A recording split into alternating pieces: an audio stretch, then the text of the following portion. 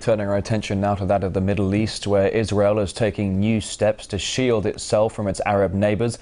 Having already walled off the Palestinians, Tel Aviv's now seeking to do the same with the Lebanese. Let's get the latest now from RT's Paula Slier, standing by live in Tel Aviv. There, good to see you. What are Tel Aviv's reasons for this move?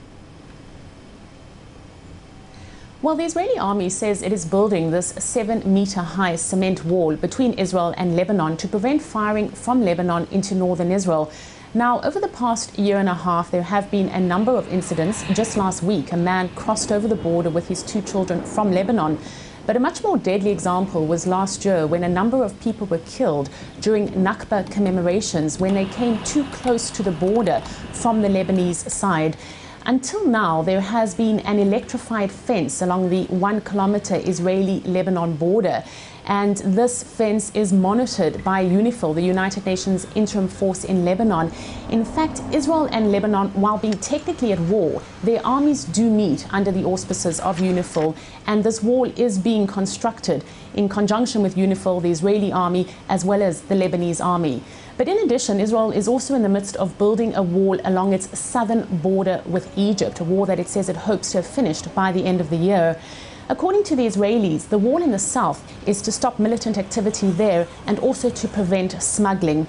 And then there's another wall, the very controversial wall that Israel has built since 2002 in the Palestinian West Bank. And it's controversial because very often it's built on private Palestinian land and cuts through villages, and it has caused outrage in the international community. But there too, Israel has cited security concerns as the reason for that particular barrier. Well, Paula, obviously, as you say, this comes as tensions are rising across the region, but it might seem to some that Israel is just becoming more and more isolated. Well, certainly Israel does seem to be becoming more and more isolated. We just need to look at the relationship between Cairo and Tel Aviv, which has hit an all-time low.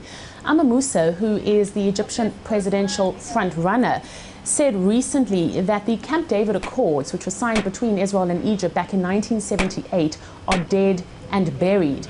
And in addition to that, just a few days ago, Cairo stopped its long-standing agreement to supply gas to Israel. In addition to that, we have the situation with Iran, and here too we are now seeing cracks between the Israeli political and military leadership over whether or not to go ahead with preparation for a war, whether or not they should continue talking about a war, and there's a lot of confusion around that too. So certainly tensions in the region are increasing. All right, RT's Paula Slier there joining us live from Tel Aviv. Thanks.